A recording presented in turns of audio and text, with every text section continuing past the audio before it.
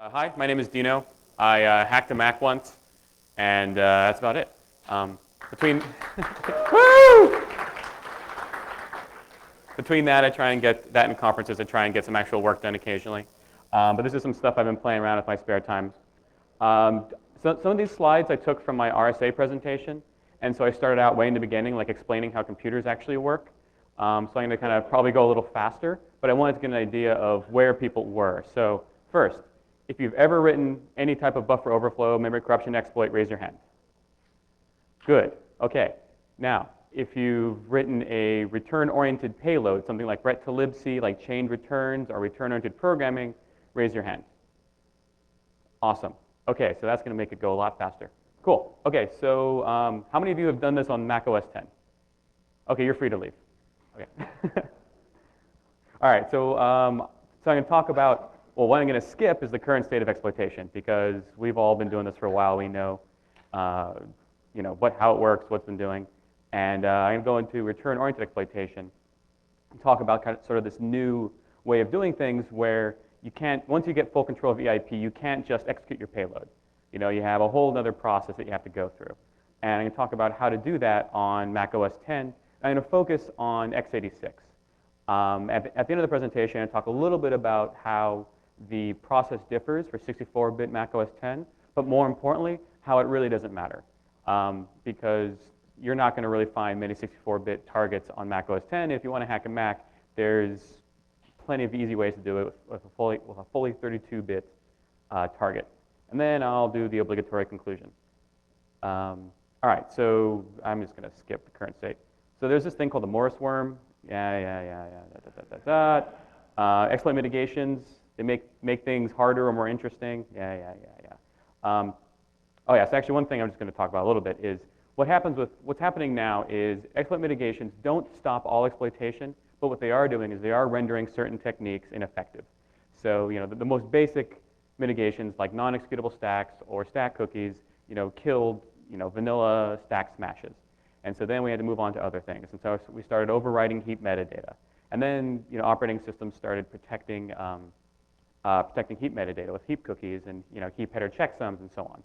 And then we started doing other things, like we'd start doing application-specific data overwrites, hit vtables and so on, and then still do direct jumps right into our shellcode. Well, now with dep and non-executable memory, that's becoming more difficult. So basically how everything works is, we kind of, attackers let defenders know, like, give them the next piece of cheese, the next technique, and they spend like 3 years fixing it, and then we spend about, I don't know, a couple months finding the next one, and just keep going. So we'll just keep seeing where this goes. And so where we are right now is where we have to focus on return-oriented exploitation, because getting full control of EIP does not yield arbitrary code execution yet. And because you can't just directly jump back into your shellcode or like NOPS and then shellcode, and you can't also do a register spring where you bounce through like a jump EDI or whatever. Basically because you have ASLR, which will randomize code locations so you don't actually have fixed points you can jump to. And you also have, even if you do have EIP pointing directly into data that you control, dep or the NX bit will not make those executable. So we have to work around that. And these techniques actually are useful for embedded systems where even though there may not be exploit mitigations, you may have a separate instruction in data cache. And what that means is, this is very common on ARM and PowerPC systems, that basically you will jump to a location in memory and the CPU will fetch data from main memory, but your shellcode will be in the data cache. And only when the data cache block is expired will actually get written back into main memory. So this stuff is actually useful if you're doing any embedded systems hacking. So how do we actually take control of EIP to arbitrary code execution? The first step is what I call a stack pivot. And this is where we just leverage the control of EIP to point ESP directly into data that we control. So if you happen to find a vanilla stack buffer overflow, you'll actually have this for free because the stack pointer will be pointing right into data that you control. If you're exploiting like a heap overflow and you're jumping through a vtable, you're going to need to jump to a certain instruction to point ESP to data that you control. My favorite trick for this is exchange EAX ESP. So everyone obviously knows how many bytes this encodes to, right? exchange EAX ESP? How many bytes? Bingo. So the cool thing about that is it's 1 byte encoded. So the chances of finding hex 94, hex C3 are much higher than finding a bunch of other things. So you might actually be able to find this in a DLL that you know the location of, whether it's at a static location because it doesn't opt into ASLR, or because of a memory leak and you actually have it pinned to a certain location. So that's the stack pivot. After you've done that, you use control of the stack to direct execution by simulating returns, or basically using returns to subroutines to simulate a function call, or returning it to other code fragments and a variety of things. So for lack of a better term, this combination of returning to instruction sequences that end in a return, and subroutines, and individual instructions followed by a return, I just call that return-oriented exploitation, which is unfortunately still a bad misnomer because they don't necessarily need to end in returns. So code reuse, return-oriented exploitation, whatever you want to call it. So just to review quickly, this is the basic return to libc style attack. And this is what you use to get around just a simple non-executable stack. And instead of overriding the return address directly, what you're going to do is you're going to use the fact that, I'm doing something wrong. In my world, the stack goes down. I didn't do much stuff with HPPA, but basically, yeah, instead of jumping back into your payload, you're going to jump to the top of a subroutine, and because on x86 and a lot of other architectures, arguments are pulled from the stack, basically that's going to be data that you control, and you're going to be able to use those as arguments. And so, for instance, the easiest way to do this is just to return to the system function with a pointer to some other memory that you know of that has a string, and that gets executed. And you can extend this with return chaining because, of course, you control the stack. And so you can call multiple functions. And the only trick you have to get around here is that the return addresses will be interleaved. And so you have to just basically return to a location that will advance over your arguments so that you can then go to the next fake stack frame. And I'll just kind of show you, basically how this works. We can have like a cool highlighted stack and the assembly instructions on the left. You can see what's happening. So first, we just, we have overwritten a return address, and we're going to, the application is going to execute a ret. And so executes the ret, and then it starts, we jump into the top of a normal function. And we have the function prologue is doing its thing, overwrites our return address with the saved EBP, and then it starts accessing the arguments. And again, it's pulling them from the stack memory that we control. And then when it's done, it's going to restore the frame pointer and then return, and basically that'll just pull the next return address off the stack where we control. And you can see how it was interleaved where the next return address is below argument 1. And so basically what we're going to do after that is we're going to return to just some instructions to pull things off the stack. And what I do is I just go to a sequence of pops, and that'll pull my arguments off the stack so that when it executes that ret, it'll be the return address for the next function. And that's how a pretty easy way to chain these together, and you can call function A, B, C, and D. Only problem is you're limited, because if you need the return value from one of the functions, you don't really have the primitives to use those. So basically what people started doing is doing what's called return-oriented programming. And this was, the big paper that talked about this was at ACM CCS in 2007. All this stuff is many years old, so it's kind of pretty funny because this stuff is very similar to what Sebastian Kramer published in like 2005, I think, and then I think we've been able to trace it back to like everything. You can trace it back to something that that Newsham posted on BugTrack like in the late 80s. The main idea here is instead of returning to functions or a sequence of instructions, you basically use the fact that x86 enforces no alignment on instructions to pull out unintended bytes or pull out random bytes to cause unintended instruction sequences followed by a ret. And so if you look at my somewhat contrived example on the right, you can see how the encoding for an instruction that moves a cleverly chosen 32-bit constant into EAX, if you jump 1 byte into it, basically the instruction sequence becomes a write EAX into ECX and then return. And so the main idea behind return-oriented programming is to find useful little bits like this. And these are just useful instructions that you can string together. And an easy way to understand it is actually an idea that Dr. Raid's girlfriend came up with, is that it's like a ransom note. What you're doing is you're looking through the newspaper and just cutting out random letters and stringing those together to make the words, and then basically use those words in a sentence. All right. I turned sad head into happy head, so I'm doing all right. And basically the next level of abstraction here is you create what are called gadgets. So a gadget is basically a sequence of these returns to useful sequences and interleaved data to form a higher level computation. So a gadget might be something like a macro operation that does a store, that will write a chosen value to a chosen location, or it will add a chosen value to a memory location, or it'll call a shared library. And these gadgets basically let you form a Turing-complete programming language. So here's an example of just a very simple gadget. If we have a sequence that does a pop EAX ret, and a sequence that does a pop ECX ret, and a third sequence that does a move EAX into ECX ret, basically we now have our store immediate value gadget. We can use this to write chosen value, chosen location. And that's pretty cool, because that's a nice building block for a bunch of other attacks. And here's basically how it looks on the stack. We have our three locations that we found. Actually, these are from Shockwave. Shockwave is a fun thing to beat up on. So the first address is going to pop something from the stack into EAX, and then ret to our next instruction sequence. That's going to pop feed face into ECX, and then it's going to ret. And then basically, finally, it's going to write dead beef into feed face and ret, because we all want to feed our face dead beef. Really good. And so what you can do with this is you can actually write generators that'll just go through, find all the useful instruction sequences, combine them into gadgets, and then once you have a sufficient number of gadgets, you can say, well, now I have a Turing-complete catalog of gadgets, and I can write a compiler for this. And that's what the original paper about this did.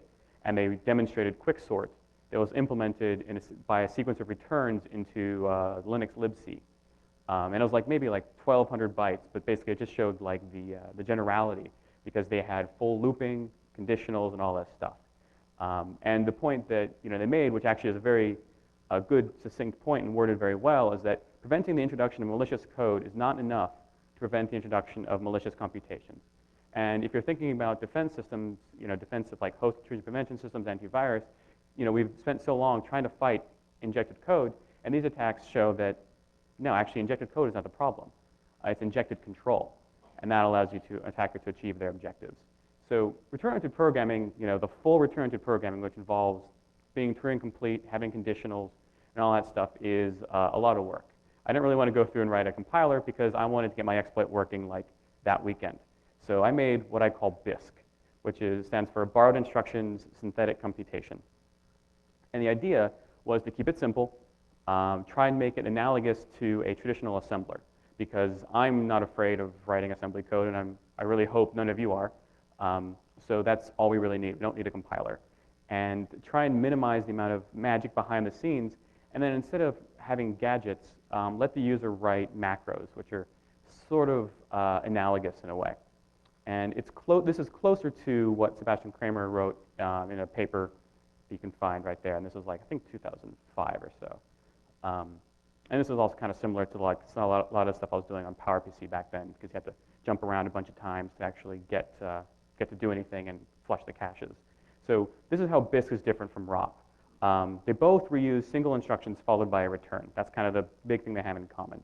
However, for BISC, what I do is instead of writing code in C and compiling to it, I just write them in the mnemonics. I have an assembler, I write the chosen instructions, and then it just replaces those with the memory address of where that instruction can be found and does it. And ROP is Turing complete.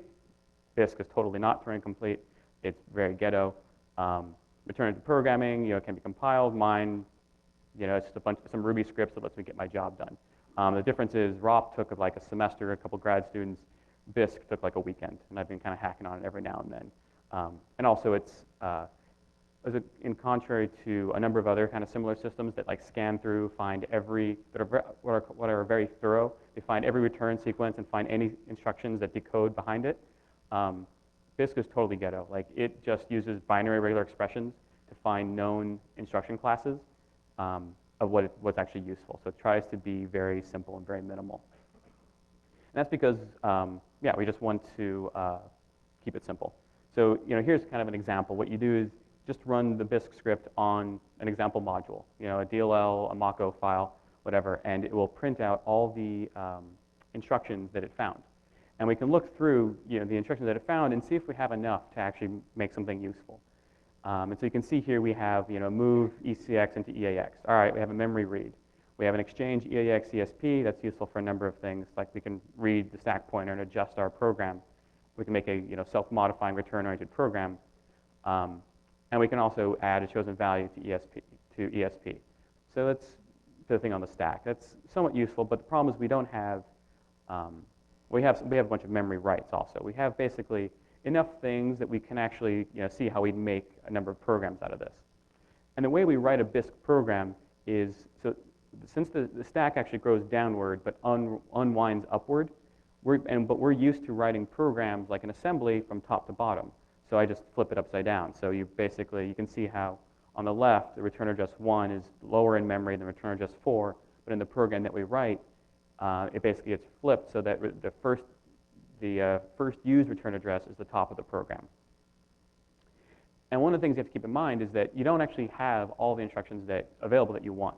So what you'll need to do is work with the vocabulary. This is kind of like, if you don't speak a language very well, you're just trying to convey meaning. You have to work with the vocabulary that you have to convey the meaning that you want to convey. And so this is why it supports macros. So you can look at what the instructions you have and say, all right, I can combine these 5 instructions, which effectively add 3 to the location pointed to by ECX. But I don't have that former instruction, so I have to use this. And then I can just make a macro for it, abstract it away, and then write my payload as if I did have that. And the way that the programs are written is they're essentially just an array of strings and values. If it's a string, it refers to an instruction mnemonic that gets replaced with the memory address of where that is found, followed by a return, of course. And then if it's a value, it's just embedded literally. And they can actually be nested because when you assemble it, it just flattens it and replaces the addresses. And so that lets you implement macros very easily. So like an example macro, you just write as a Ruby function, and you just return an array. So for instance, here's like our set. Our set will be a pop into EAX, pop into ECX, and then do a move. And then we can write our payload using that. So in this example program, you can see I wrote a macro called clear. So the first thing I do is instantiate the Bisq object and give it basically all the paths to all the the code modules on the command line. And so like I'll give it just a number of DLLs, number of Mako objects, and then basically increase the number of objects until I have everything I need. And then I have you define your macros, and then you can write where I have main equals clear v. Basically, that's where you actually are using your macros. And one thing I don't actually talk about too much in this presentation is there's a function called allocate that Bisq supports, and I'll scan all the DLLs for any slack space. Anywhere that like a code module defines a data segment that doesn't exactly equal a multiple of the page size, there's data that they will never use because the module wasn't compiled to know about it, but the operating system will round up to the nearest page size when it allocates it. So I just collect all those and then basically write a totally ghetto memory allocator to use that so that you can say, hey, I need 4 bytes, I need 8 contiguous bytes for just scratch storage, and Bisq will just give you an address that you can use. And then it assembles it to a binary file and you can run it. So yeah, higher order Bisq, basically if you consider the macros virtual methods, you can then write your code in terms of those virtual methods. You can actually make your Bisq payloads more portable because all you have to do when you choose a new application target is rewrite the macros to work over the fact that some instructions might be missing, and then your payloads work fine. So you can actually write significant payloads using that. So these are sort of my tools. Let's talk about how they actually work on Mac OS X. So first, here's what we're up against, which frankly is not very much. OS X, so the 32-bit processes do have non-executable memory, but the NX bit is only set on stack segments, so the heap memory is still totally executable. And also heap memory isn't randomized, the stack segments aren't randomized. Their ASLR is basically what they call library randomization. And this is true for 10.5 and 10.6. They really didn't change anything in 10.6 related to this. Library randomization is basically a 99-cent store version of ASLR. And what you get is they just look at all the libraries and all the frameworks on the system and shuffle their load addresses. And this happens usually whenever you install a new application or a new framework. It'll notice, like the installer will just basically kick off a job to do the pre-linking again. And when it does the pre-linking, it basically just shuffles them. It's sort of like, hey, I can do something kind of like ASLR in about a day of coding. Hey, sure, let's do it. And they probably spent more time on the copy on the website to, for like the marketing than they actually did implementing it.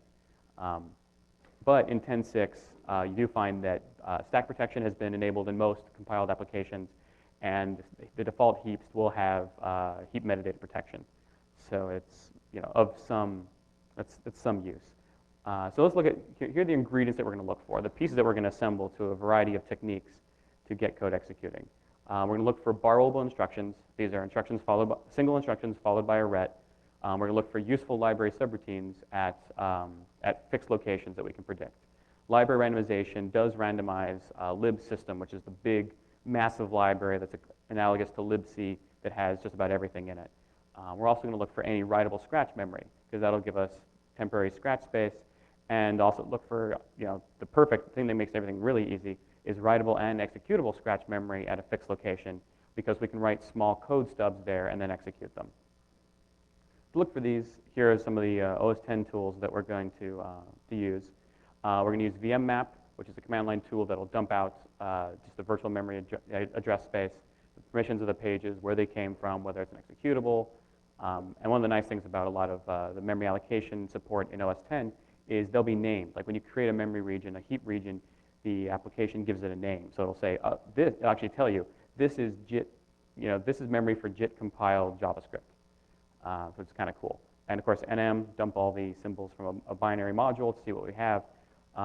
otool we'll use for a couple things. And then we're going to use bisq to get our borrowable instructions, and also implement a technique that was published on full disclosure earlier this year by Spencer Pratt from a thing called exploitation with write process memory, which was a depth evasion for Windows. But one of the things about it is it also has this cool technique where you synthesize a larger payload from just random bits in memory. That's what we're going to do, and I'll talk a little about that in a little bit. So we use vmmap on our target process, and I'm going to pick on Google Chrome, because just to follow up on Stephen's presentation. Because one of the things I've noticed is that Chrome does a lot of things well.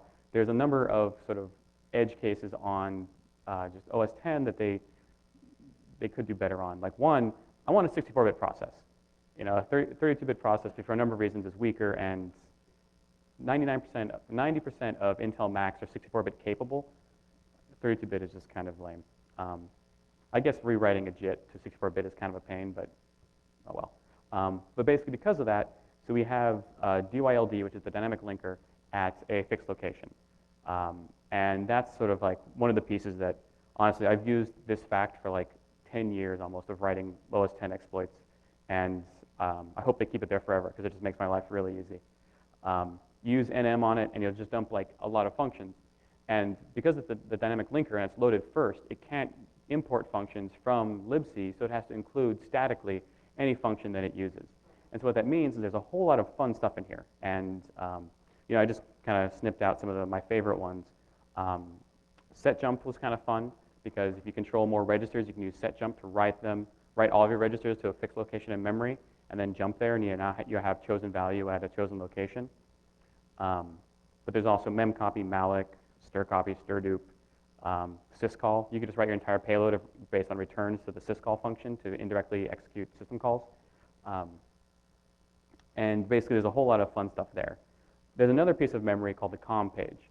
The COM page is a shared mapping between the kernel and userland that is mapped into every single process. And the idea here is that depending on the capabilities of your processor, a number of high-performance routines will actually be mapped in the COM page. They don't really change that much in practice, but basically what happened is any call to these functions through libsystem will actually get redirected right to the COM page.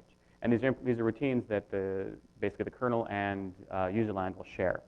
And what that means is that also just means that you have a lot more just useful bits to grab from. And you'll find it at hex address, FFFFF0000, and there's about, there's actually a few more pages, but the only interesting stuff is until, hex 4000.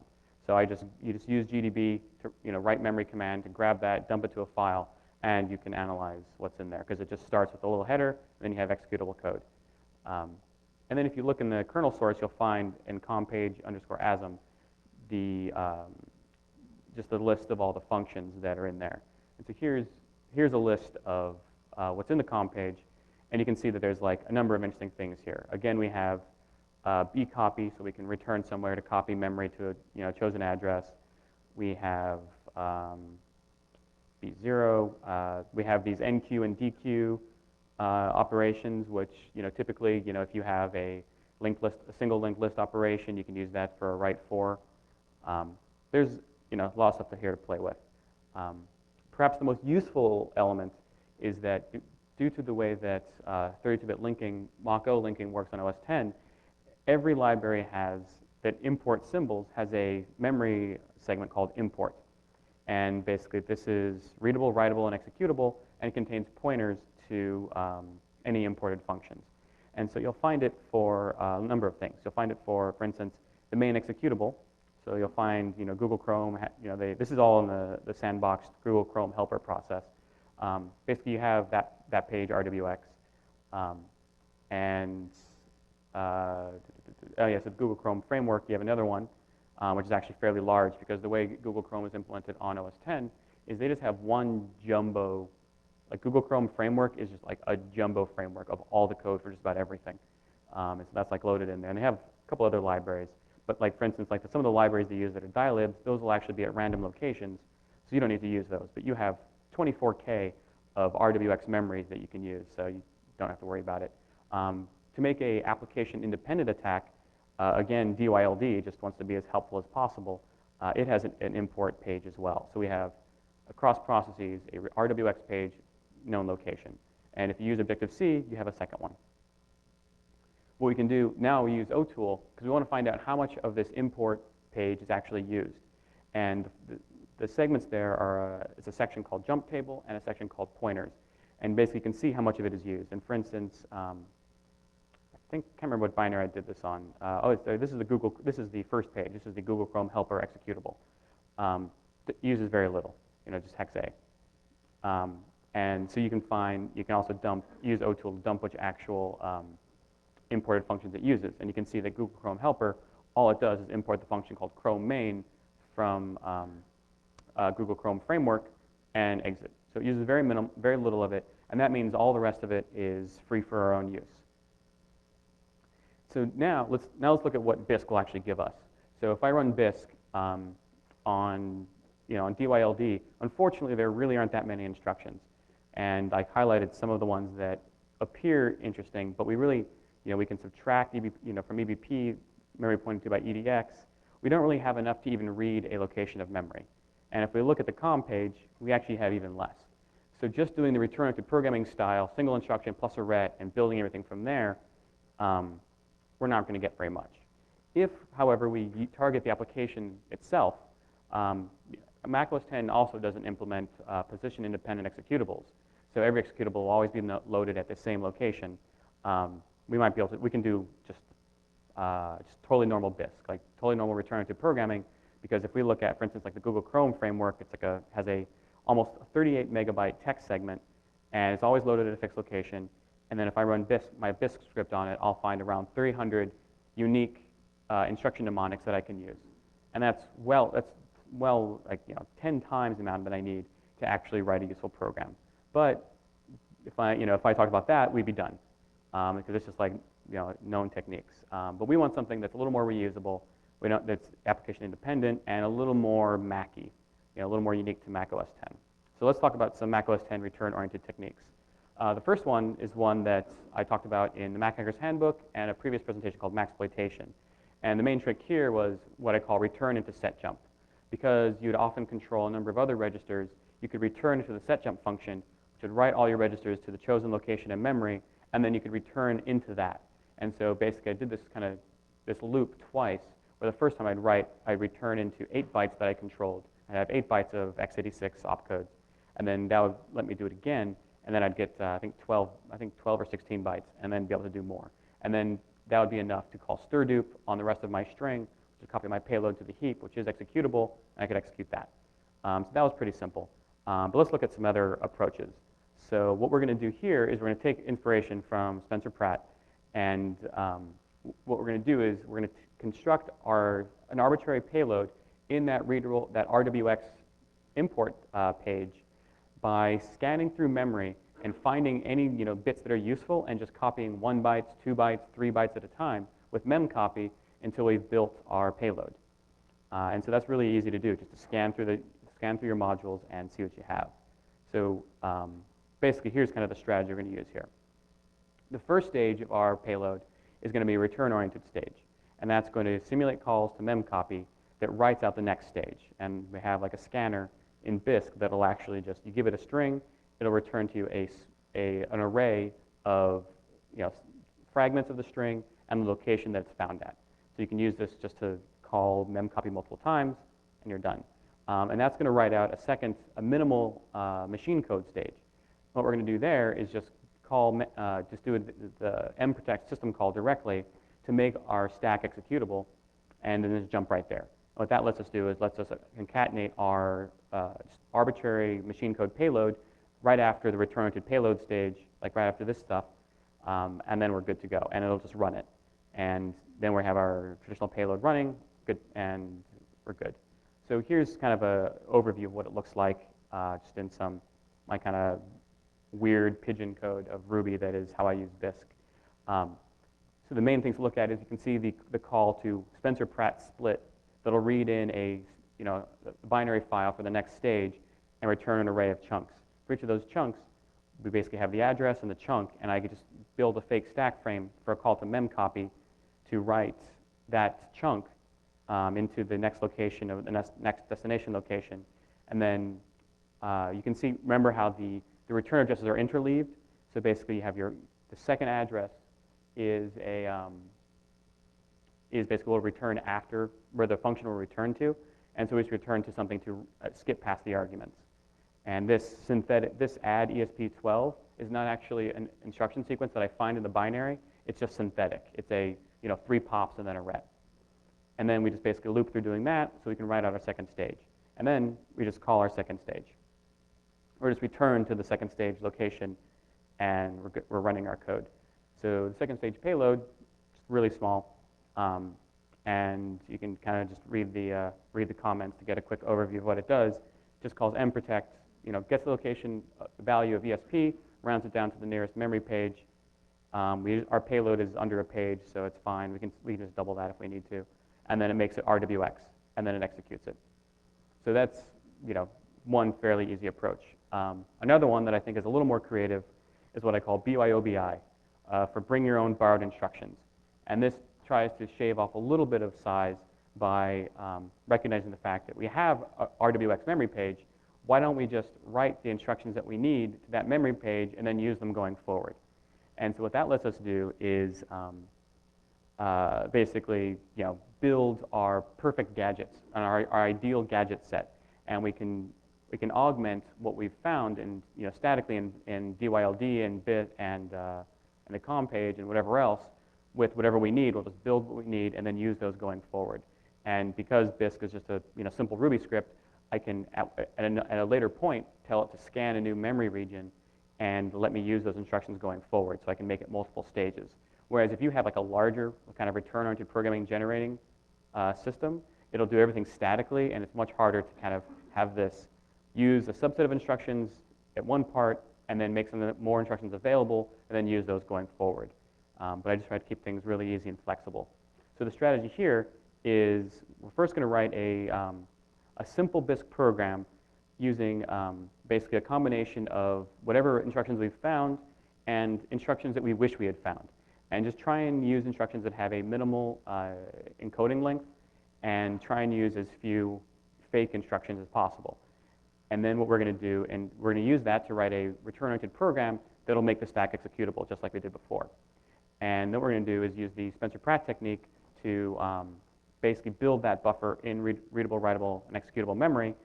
And then we're going to, our return-oriented payload will first pack it into memory and then execute the return-oriented program using static and dynamic instructions. So here's kind of how it works. Basically, how I write these is I just start with main, and I write just exactly what I want to do using kind of this pseudo assembly language. And then I try and assemble it, and it will tell me what instructions are missing, and then I just pack the encoding into this static string, and then for the final version, I just insert, right here in the middle, the code to build the fake memcopy frames to build that, and then it works fine. So let's see how that works. Usually I try and make a sacrifice to the demo gods the night before, but I didn't have time. So today I'm just going to be thumbing my nose at the demo gods and see if it works anyway. All right, so what I have, so what I have here, this is also for the Mac hacking class I'm doing at Black Hat, it's just a sample web plugin with a bunch of vulnerabilities that we can actually hit from JavaScript. So the idea is it lets you explore stack buffer overflows, heap overflows, heap manipulation, use after free, uninitialized memory, and all this stuff without having to really, mud up the issue with vulnerability details, but just focus on the exploitation techniques. And so it's a simple plugin, and I'll show you the source here. It just loads up a JavaScript file, and where am I?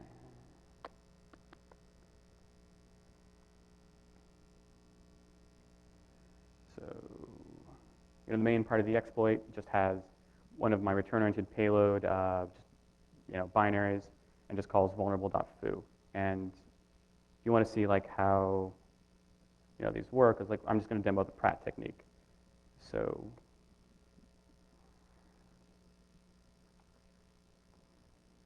okay, so basically what it does is it runs Pratt technique, which is a BISC file, and then gives it some sample material, makes a return-oriented payload, kind of stager for it, and then what I do is I just cat the like a Metasploit payload right onto that, and then embed that in JavaScript, and we're good to go.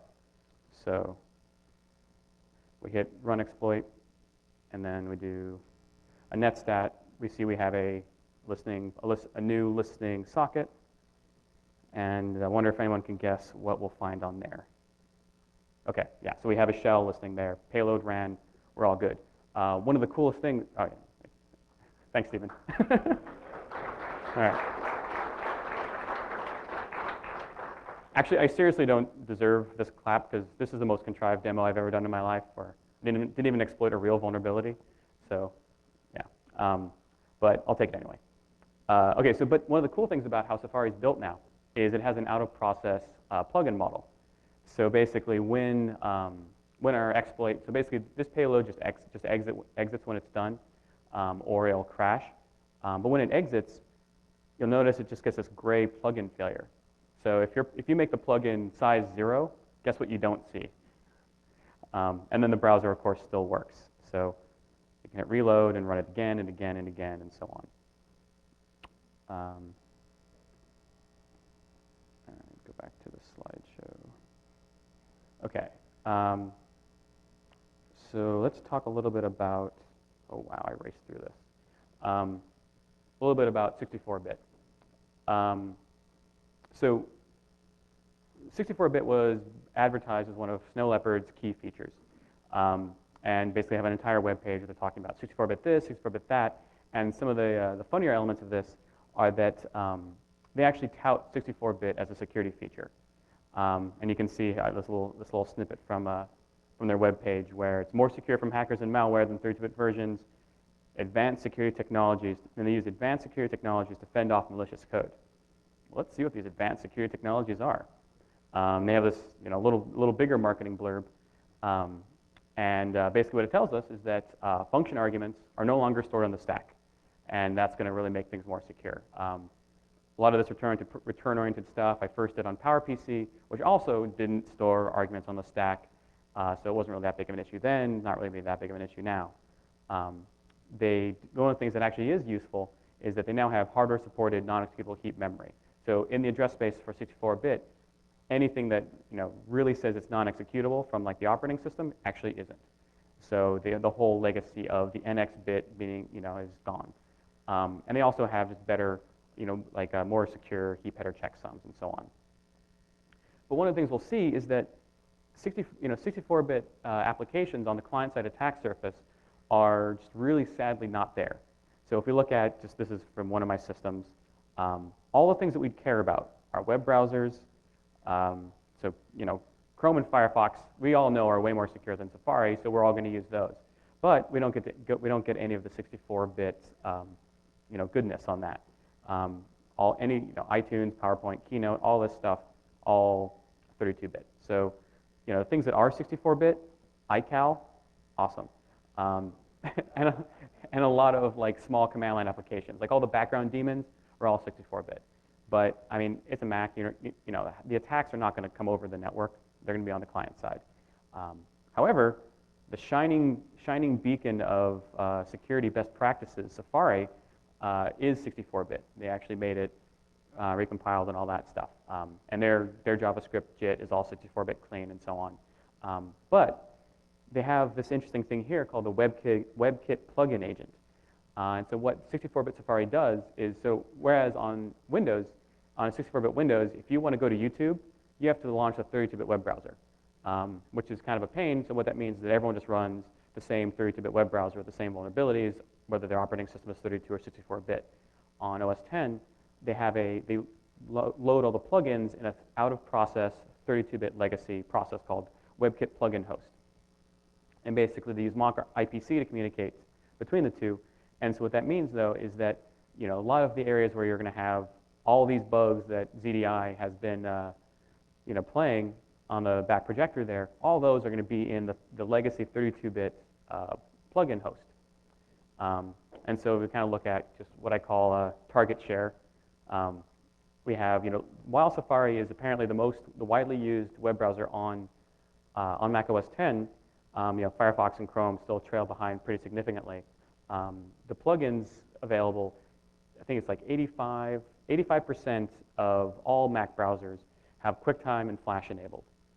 And those basically run 32-bit in all these browsers. So if you want to hack a Mac, basically, I think you know where your target is. And yeah, just some quick statistics on, 27% total of Mac users use a 32-bit web browser. So they're not getting any added protection, any of the added NX protection from 64-bit. All of the 85% of the Safari users have 32-bit web plugins, Flash and QuickTime. Both have a storied history of security vulnerabilities. Same thing with client-side applications. However, Adobe CS5, you don't have to worry, it's 64-bit. So any of those malicious PSDs that you're downloading, it's going to be much harder to exploit. And there's a number of reasons why 64-bit exploitation is a little bit more tricky than 32-bit. The most difficult thing are all those letter Qs when in the disassembly. You're like, what is all this? But basically, you have nulls in every memory address, which on nulls in client-side apps really isn't that much of a problem. Typically, you're in a 8-bit clean environment, so that eliminating nulls from your payloads is really not something you have to do anymore. You do have to do more hops to borrowed instructions to load your registers with the arguments and any functions that you call. And I think the biggest thing that makes it more difficult is that all data memory regions are now non-executable, which is how they should have been from the beginning. And so you'll have to either jump to like a JIT page or find something else. And also the imports table, which used to be readable, writable, executable, is now completely gone. So there are some hoops you have to jump through, but luckily their ASLR still completely sucks. So DYLD is still in the same place. There's still a COM page, so you still have some pieces to play with.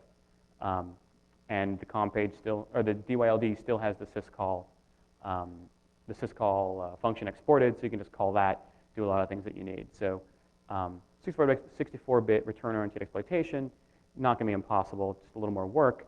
But at least for the next several years, it's still not needed because not enough of the applications, client-side applications that you'd be targeting actually have it.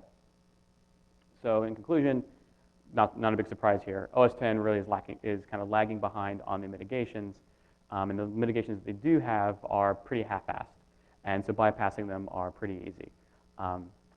Like for me, I try and run as many things 64-bit as possible, just for the slightly added difficulty. And also because it's a much smaller target, target base, so that it's even, going to be worth.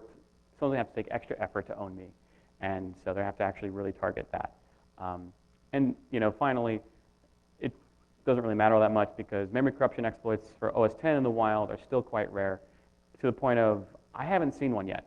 I've seen a few exploits. They're like kind of logic error, privilege escalation, and there's some Trojans. If anyone has actually caught a OS X exploit in the wild, like a drive-by download or just any memory corruption style bug, I would love to see it because I just want to see what's out there. But I haven't. All I get are like I call it the crank file emails from people who like swear that they have a rootkit on their machine, and I'm convinced that they're schizophrenic.